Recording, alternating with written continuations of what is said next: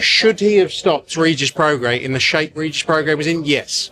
If you believe he got $15 million for a one-fight deal against Regis Prograis at £150 over 10 rounds on someone else's show, I mean, it's either the worst business decision in history or it's not real.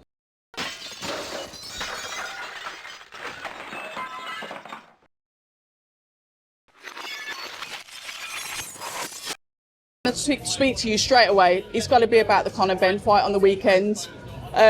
Just your thoughts on it, really, from his previous promoter's point of view. I was on TalkSport earlier, and I said I've tried throughout this, and I think I've managed to try and stay emotionless throughout, and composed, and have a balanced view, in truth, across everything. I don't think it was his best performance.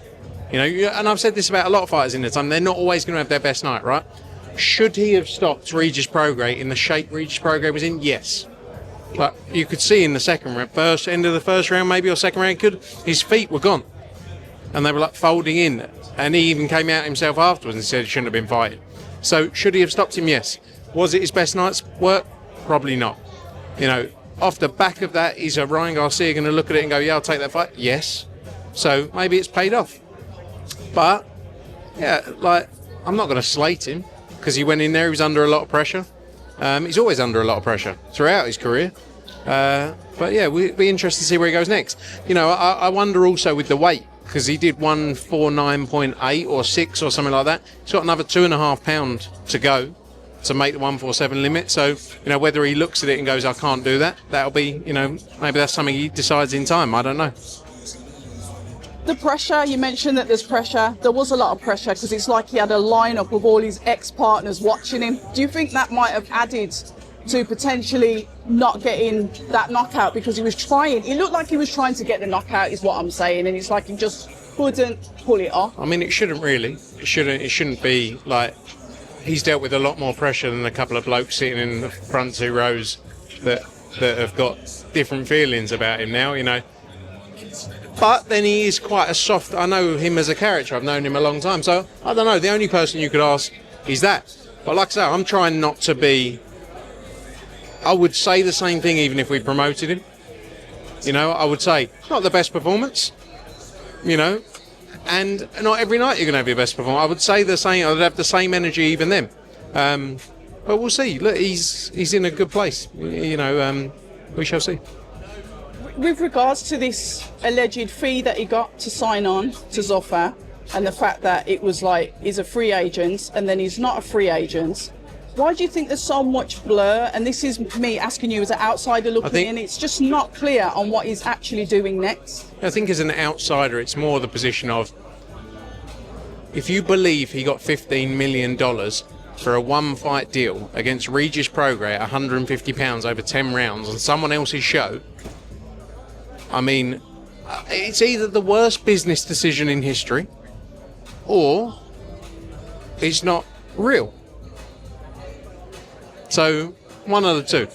So, something with it doesn't sound right, but, you know, we shall see.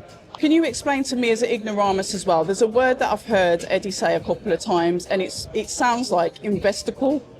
Can you explain what that actually means? What word? It's like investicle or investor call in regards to somebody that's got an investment in a promotion, in a fight. Eddie's mentioned it in a couple of interviews, but I'm not sure. I'm sorry. Oh, got it. I wanted to get to the bottom of that because it's... Ask him when he comes. He's got a few words, to be fair, that I don't know. Oh, has he? Yeah. Okay. Finally, then, you with Anthony Joshua standing by his side. I found the call out very interesting, and I'll let you know why, and then you can give me your feedback. Obviously, it was all set and planned. It was announced halfway through the fight. This is the special surprise. And then, obviously, Fury got the dub, pulled him out, and AJ just sat there and went, I'm not doing this again. I want it to be nailed onto the canvas, out there in writing, then come and discuss it with me, and then we will move forward. That's created a bit of a 50-50 reaction from the public. Why do you think that is? And do you think Anthony Joshua could have dealt with that differently? I think everyone's a different character. I think Anthony Joshua is a character that he's never been the man to jump in the ring. He's never been the man to make himself the centre of attention. That's what Tyson Fury is. But that's what's made Tyson Fury the money he's made, because he's a big character, because he's put himself in those positions. You know, so like, they're just two opposite characters. So you can't say one's wrong, one's right. Tyson's done what he's needed to do to get the fights, you know. AJ doesn't need to do that. He's proven himself. You know, he's probably the highest paid boxer of the last 10 years. You know, and still the biggest commercial draw there is. He's a bigger commercial draw than Tyson Fury. You know? And people say I'm biased. That's just the reality. That's the truth. So it's not about, AJ's not that guy who's jumping in the ring, making himself centre of attention. You know, he's doing his thing. And like he said, it'll be, when he's ready, on his terms. You know, and I think people also have to understand, he's been through a lot. And you have to understand that process, and people can't understand it. So, you know, let's see how things play out. Jack Catterall, your fighter on this card. Happy for And it. Shakram Giasov. Apologies, Yeah. both of them. We promote them both. Talk to me about that fight. It's a great fight. I'm glad we made it. It's a brilliant fight. Those two guys come in. It's great to look, even though we promote both guys, the best man's going to win. That's the reality. It doesn't matter what we think. The best man's going to win on the night. And it's two great fighters coming together in a brilliant fight for the WBA welterweight title. The winner will then be mandatory for Rolly Romero as well for the super title, or if Rolly fights in the interim, someone else. So yeah, it's a big fight, and I'm glad we could make it for both guys. You know, a big opportunity for each of them. Finally, and one thing I wanted to ask, do you think you could get Josh Kelly to fight Conor Benn? Is that a potential fight that I you guys could don't make? think Conor Benn would take it, to be honest. Is it because of the weight, the 147, or you just think... No, I just don't think he'd fancy the fight. Why? Because I think Josh Kelly's a brilliant fighter, and I think Josh Kelly would beat Conor Benn. Awesome, we're going to leave it there. Frank Smith, I suppose I'll catch up with you again on Thursday. Always a pleasure. See you in Liverpool. Ladies and gentlemen, Look forward Frank to it. Smith. Thank you very much. Cheers.